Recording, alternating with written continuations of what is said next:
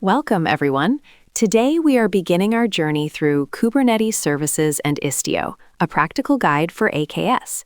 In this session, we will explore the evolution of networking within Azure Kubernetes Service, moving from the foundational concepts of ClusterIP to the sophisticated world of mesh-aware traffic management. Whether you are just getting started or looking to optimize your existing environment, this practical guide will provide the insights needed to leverage Istio for more resilient and observable services. In Kubernetes, pods are inherently ephemeral. They can be created, destroyed, and replaced at any time, often receiving a new IP address each time they are rescheduled. This volatility makes it impossible to rely on individual pod IPs for consistent communication. To address this, Kubernetes provides the service abstraction. A service acts as a durable front end, offering a stable, logical endpoint with a persistent IP address and DNS name, shown here as myapp.default. Regardless of whether pod 1, 2, or 3 is replaced or scaled, the service remains constant. It intelligently routes incoming traffic to the currently active group of backend pods, ensuring seamless connectivity and decoupling the consumer from the fluctuating lifecycle of the underlying infrastructure. In Kubernetes, there are 4 primary service types used to manage how applications are accessed both inside and outside the cluster. The first is ClusterIP, which is the default service type. It exposes the service on an internal-only IP address, making it accessible only from within the cluster. This is the standard choice for internal communication between different microservices. The second type is node port. This builds on ClusterIP by exposing the service on a static port across every node in the cluster. By doing this, it provides basic external access, allowing you to reach the service using any node's IP address combined with the assigned port. Third, we have the load balancer service. This is the standard for public-facing applications. When created, it automatically provisions an external load balancer from your cloud provider to route internet traffic to your service, handling high volumes and providing a single entry point. Finally, external name is a specialized service type that maps a service to an external DNS name rather than to a set of pods. It acts as an internal alias, allowing your applications to reference external databases or services as if they were part of the local cluster network. Understanding how traffic flows in Kubernetes requires grasping the foundational split between internal and external access. On the left, we have ClusterIP, which facilitates internal communication.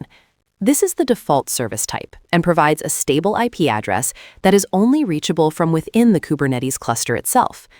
It is best suited for backend microservices, databases, and any internal components that do not require direct internet exposure.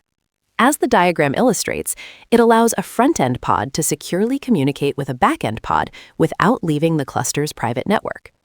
Moving to the right, we see the load balancer service type, which is intended for public access.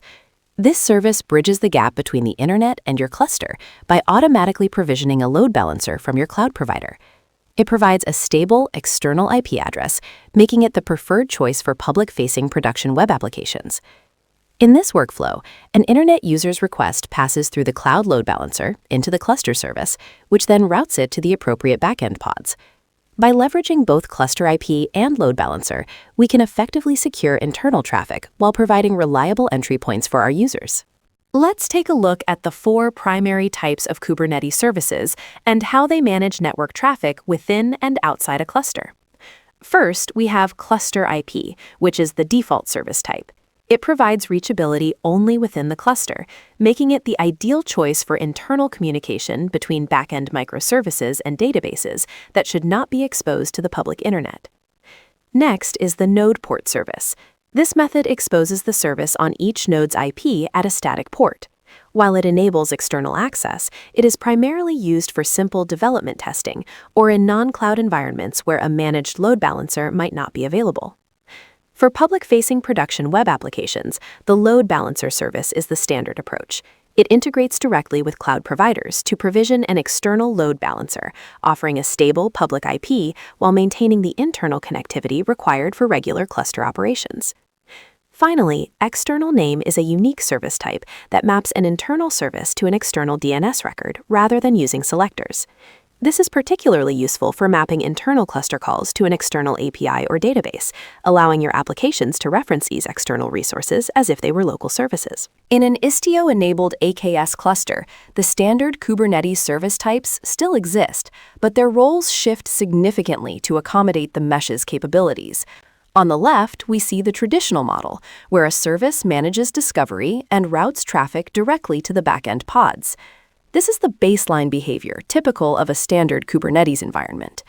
On the right, we see how Istio reshapes this behavior. Each pod is now accompanied by an Envoy sidecar, which intercepts and manages all incoming and outgoing traffic.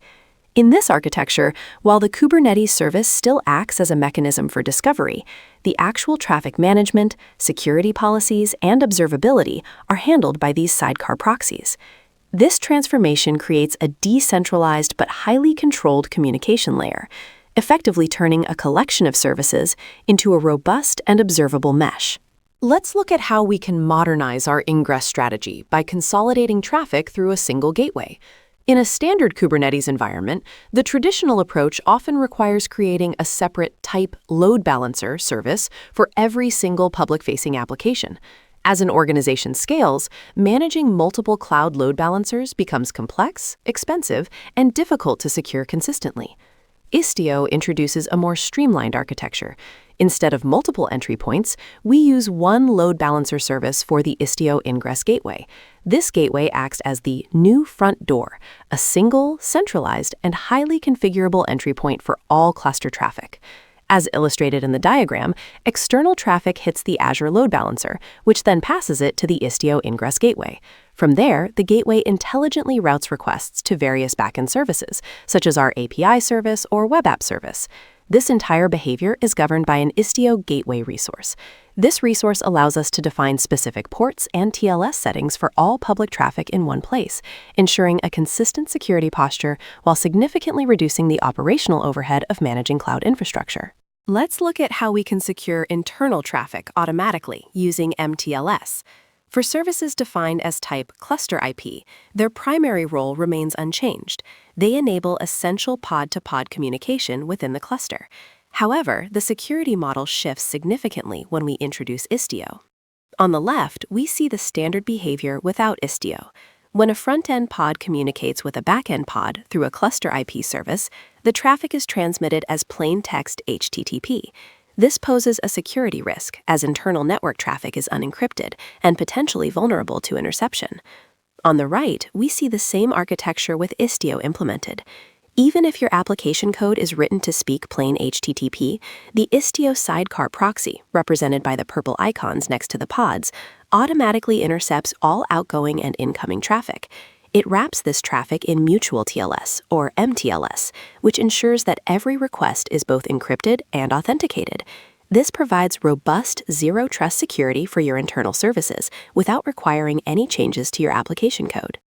Let's discuss how we should redefine the roles of node port and external name within an Istio-enabled environment. First, regarding node port, the general rule is to almost never use it directly for your applications. While it is a standard Kubernetes service type, using it in an Istio setup causes traffic to bypass the ingress gateway entirely. As you can see in the diagram, this direct path means you lose all of Istio's core benefits for that specific traffic, including its advanced routing capabilities, security policies, and granular observability. To maintain a consistent mesh architecture, all incoming traffic should be routed through the Istio Ingress Gateway instead. On the other hand, external name becomes an essential tool for egress control. It is used to map an external service, such as an Azure SQL database, to a local DNS name within the cluster. When we pair an external name service with an Istio service entry and a destination rule, we gain the ability to manage and secure outbound connections. This integration allows Istio to handle complex tasks, like originating TLS to the external provider or managing MTLS within the cluster before reaching the external endpoint.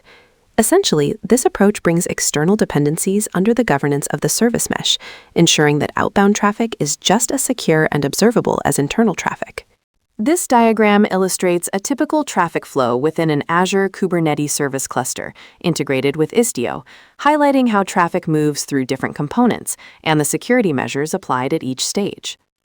Starting with the initial ingress, the connection from the user to the cluster is managed by the Istio gateway. This entry point utilizes a load balancer service type and provides security through public HTTPS, where TLS termination occurs directly at the gateway. Moving deeper into the architecture, traffic flows from the gateway to the front-end pod. This internal communication uses a ClusterIP service, and Istio automatically secures the path using internal mutual TLS, or MTLS. The same principle applies to service-to-service communication within the cluster, such as traffic moving from the front-end to the back-end pod. This path relies on ClusterIP for routing and maintains high security through Istio's automatic internal MTLS. Lastly, for egress traffic, where a pod needs to communicate with an external API, an external name service type is used.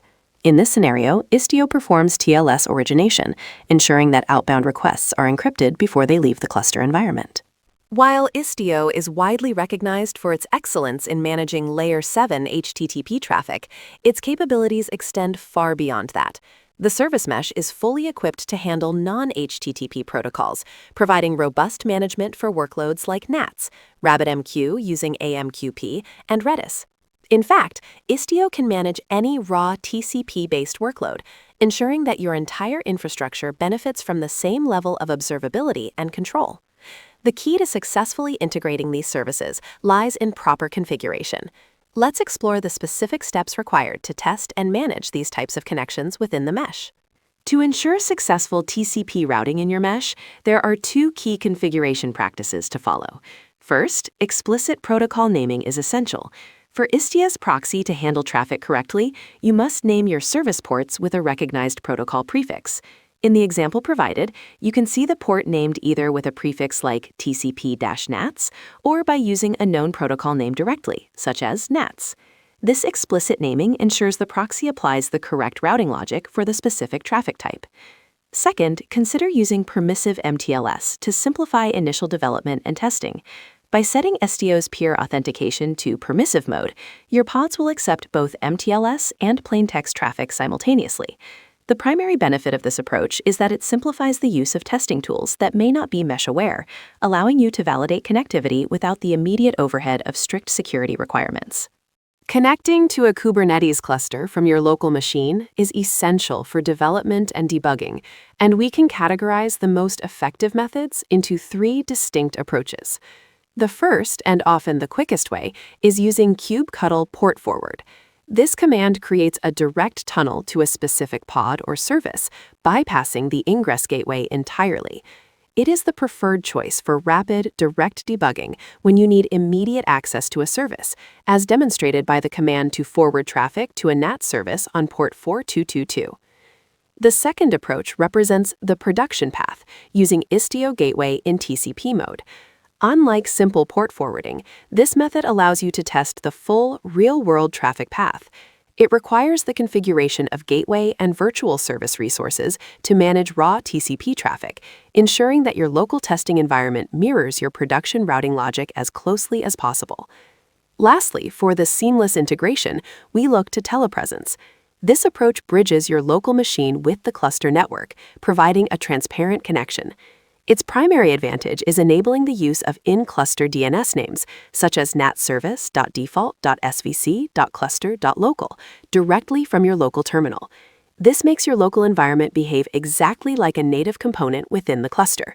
Now, let's explore some advanced configurations for handling stateful TCP protocols like NATs and AMQP within a service mesh.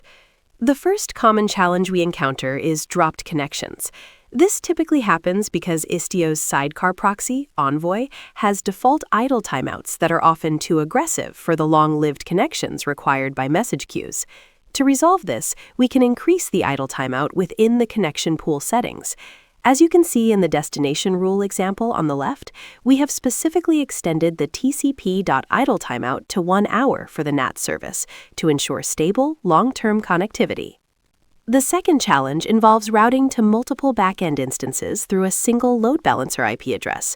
For instance, when you need to expose several separate RabbitMQ clusters. We solve this by leveraging Istio's TLS SNI routing capability. By inspecting the server name indication hostname during the initial TLS handshake, the Istio gateway can route incoming TCP traffic to the correct backend service based on the requested domain, such as rabbitmq1.example.com or rabbitmq2.example.com. The primary benefit of this approach is that Istio routes the traffic intelligently based on the SNI header without needing to decrypt the full payload.